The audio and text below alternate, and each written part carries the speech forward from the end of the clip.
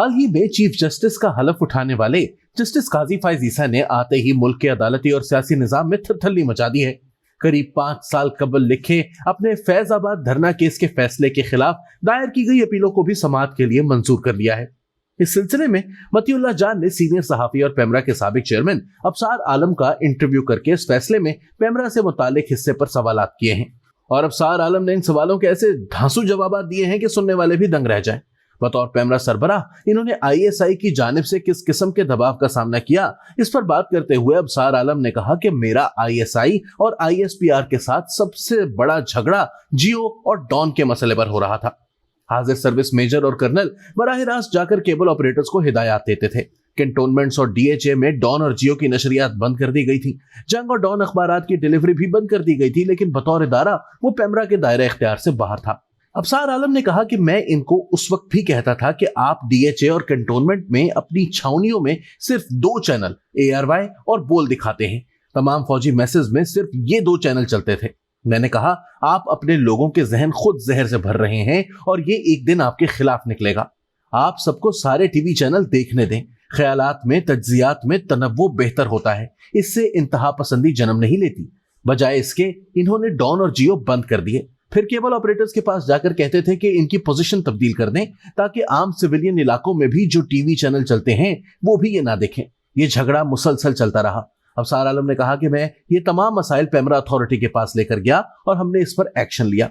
ये भी supreme court के मुअज़्ज़ज़ बेंच को देखना चाहिए था कि हमने इस पर फैसले किए। हमने केबल ऑपरेटर्स के खिलाफ एक्शन लिया और डॉन और जियो को बहाल किया।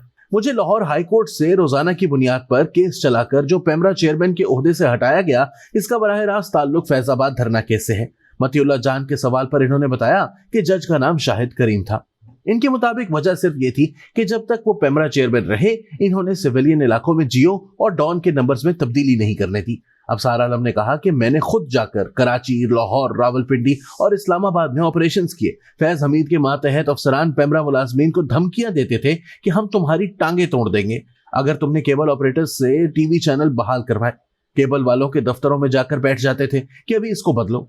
हमने दूसरी तरफ कह दिया था कि जिस केबल ऑपरेटर ने कानून पर अमल ना किया हम इसका लाइसेंस मनसूख कर देंगे। जब तक मैं रहा जियो और डॉन के नंबर ये तब्दील नहीं कर सके। जिस दिन मैं हटा इसके बाद 15 दिन के अंदर इन्होंने तमाम सिविलियन इलाकों में दोनों चैनल्स बंद कर दिए। एस्टैब्लिशमेंट ने इसके बाद डॉन और जियो से मुआहिदा करवाया कि हमारी दी हुई लाइन पर चलें तो ही ये चैनल खुलेंगे। इनकी पॉलिसी आजाद थी, इसलिए इनको केबल ऑपरेटर्स ने दिखाना बंद कर दिया था। फिर जब ये खुले हैं, पुराने नंबर्स पर वापस आए हैं, तो इनकी वही बोली थी जो इनको जनरल बाजवा, फैज और आसिफ गफूर ने दी हुई थी। अबसार आलम ने कहा कि मैं आज भी यहाँ मौजूद हूँ। अगर मैं गलत कह रहा हूँ तो मुझ पर हद के इज्जत का दावा कर दें। अबसार आलम ने कहा कि फैसला तो 1 साल बाद आया था। मैं तो उस वक्त की बात कर रहा हूं जब शाहिद खाकान अब्बासी साहब वजीर आजम थे और ये सब कुछ हो रहा था। उस वक्त सारा कंट्रोल फैज, आसिफ गफूर और जनरल कमर जावेद बाजवा के पास था। इस मौके पर मतीउल्लाह जान ने सवाल किया कि आजकल तो शाहिद खाकान अब्बासी साहब साबिक वजीर आजम शहबाज शरीफ से गिला कर रहे हैं कि इन्होंने वो सब कुछ नहीं किया जो इन्हें करना चाहिए था, लेकिन जब खुद वजीर आजम थे तो हालात ये थे। अबसार आलम ने जवाब दिया कि मेरा एक तज्जिया है।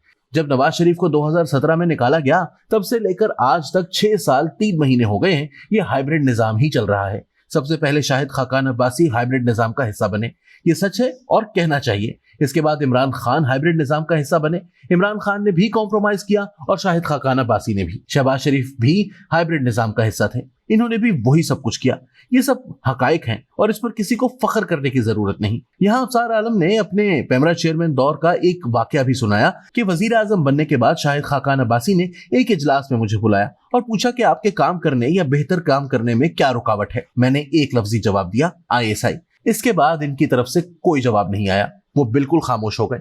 इस वक्त के वजीर आजम एक लफ्ज नहीं बोले, जिसका मुझे अफसोस है। मैंने वजीर आजम हाउस में होने वाले इजलास में बार बार कहा कि आप इस बात को मिनट्स ऑफ द मीटिंग में लिखें, रिकॉर्ड का हिस्सा बनाएं, नेशनल सिक्योरिटी काउंसिल में जाकर इस मामले को उठाएं कि रियासत का एक इदारा दूसरे इदारे को काम क्यों नहीं करने दे रहा। मगर फिर इन लोगों ने जो टीवी चैनल अपने इलाकों में दिखाए, इसी की सजा भी भुगती। افسر عالم نے بتایا کہ اس دور میں کنٹونمنٹ اور ڈی ایچ اے میں پیمرا کے ملازمین کو جانے کی اجازت نہیں تھی، یہ نو گو ایریاز تھے۔ اس معاملے کو بار بار آئی ایس آئی اور آرمی چیف کے ساتھ اٹھایا گیا، وزیر اعظم کے ساتھ بھی، آئی ایس پی آر کے ساتھ بھی، لیکن کچھ نہیں ہوا۔ وہ تو پھر جنرل باجوہ شاہد خاقان عباسی کو پہلی بار Azad Kashmir line of control کے دورے پر لے گئے تھے، تو اسی رات کو مجھے آصف غفور صاحب کی کال آئی کہ آئندہ پیمرا ملازمین کو ڈی ایچ اے اور کنٹونمنٹس میں جانے کی اجازت ہوگی۔ یہ تو حالات تھے۔ افسر عالم نے کہا کہ سپریم کورٹ کو ان چیزوں کو اپنے فیصلے میں زیر غور رکھنا چاہیے تھا۔ 2017 تک پیمرا اپنا کام کر رہا تھا، اس کے بعد حالات مختلف تھے، اس پر انہوں نے جو بھی کہنا ہے ان کی مرضی ہے۔